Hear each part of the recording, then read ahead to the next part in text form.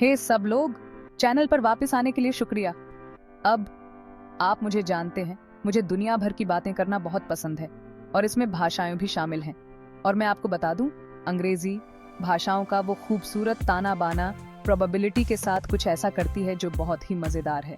मेरा मतलब है, जरा सोचो, जब आप किसी चीज के होने की संभावना का पता लगाने की कोशिश करते हैं तो अंग्रेजी आप पर शब्द फेंकती है जैसे मे बी, परहैप्स, या मेरा पसंदीदा प्रोबेबली। जैसे अरे अंग्रेजी, मुझे बस एक नंबर दे दो। लेकिन हाँ, यही तो इसकी खूबसूरती है ना? ये हमें हमेशा चौकन्ना रखता है, हमेशा अनुमान लगाता रहता है। तो आज हम प्रोबेबिलिटी की अद्भुत दुनिया में उतर रहे हैं, अंग्रेजी स्टाइल में। हम उन परसेंटेजेस, उन ऑड्स को ऐसे शब्दों में तोड़ने वाले हैं जिन्हें आपकी दादी भी समझ सकती हैं, जो केवल इमोजी बोलती हैं। हम 0 से 100 तक जा रहे हैं, डेफिनेटली नॉट से यू बेचा तक, और बीच में सब कुछ।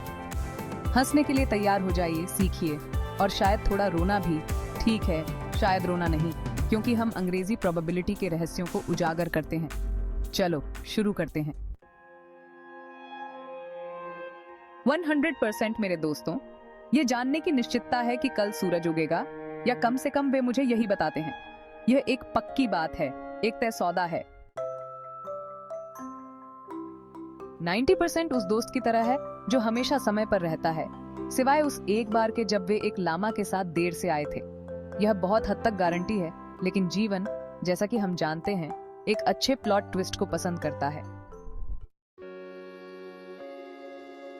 80% ऐसा है, आप शायद यह गेम जीतेंगे, आप शायद उस परीक्षा में सफल होंगे, आप शायद, आपको समझ आ गया होगा, यह अच्छा लग रहा है दोस्तों। 70% प्रोबेबली की भूमि, यहीं से अंग्रेजी अपने दांव हेज करना शुरू कर देती है। ये कहने जैसा है, हाँ शायद बारिश होगी, इसलिए शायद एक छाता ले आओ, या मत लो, जो भी हो। 60% वह जगह है जहां चीजें थोड़ी अस्थिर होने लगती हैं। ये ऐसा है, शायद मैं आज रात पिज्जा ऑर्डर करूंगा, या शायद मैं आखिरकार यूकुलेले बजाना सीखूंगा। संभावना तो है, लेकिन ऐसा ना होने की संभावना भी है। 50-50 असली सिक्का उछाल। मे बी ये हेड होगा, मे बी ये टेल होगा, मे बी आप लॉटरी जीतेंगे, मे बी नहीं जीतेंगे। आप जानते हैं, सामान्य अस्तित्वगत संकट वाली बातें। 40% वह जगह है जहां उम्मीद कम होने लगती है। ये शनिवार की रात को शहर में पार्किंग स्थल खोजने जैसा है। जरूर ऐसा हो सकता है, लेकिन वास्तविकता में यह अनलाइकली है। 30% ऐसा है, आप ये नहीं कह रहे हैं कि यह असंभव है, लेकिन आप ये भी नहीं कह रहे हैं कि इस पर अपनी जीवन भर की कमाई दांव पर लगाना एक अच्छा विचार है।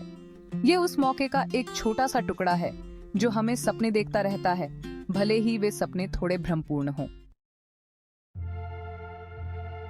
20% उस दोस्त की तरह है जो कहता है कि वे आपको जल्द ही पैसे वापस कर देंगे। आपको यकीन नहीं है कि ऐसा होगा भी या नहीं, लेकिन सुनो, थोड़ी उम्मीद ने कभी किसी को नुकसान नहीं पहुंचाया, है ना?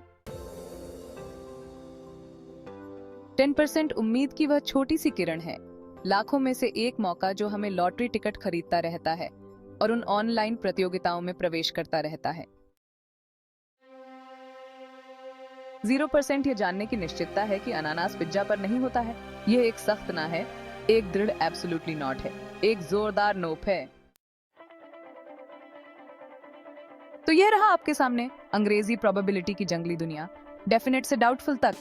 यह एक ऐसी भाषा है जिसे हमें अनुमान लगाते रहना पसंद है, चीजों को दिलचस्प बनाए रखने के लिए मे बी या परहैप्स डालना पसंद है। लेकिन हाँ, यही तो इसे इतना मजेदार बनाता है ना?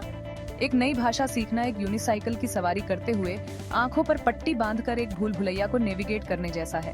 ये भ्रमित करने वाला है, निराशाजनक है, और आप शायद कई बार अपने चेहरे पर सपाट गिरने वाले हैं।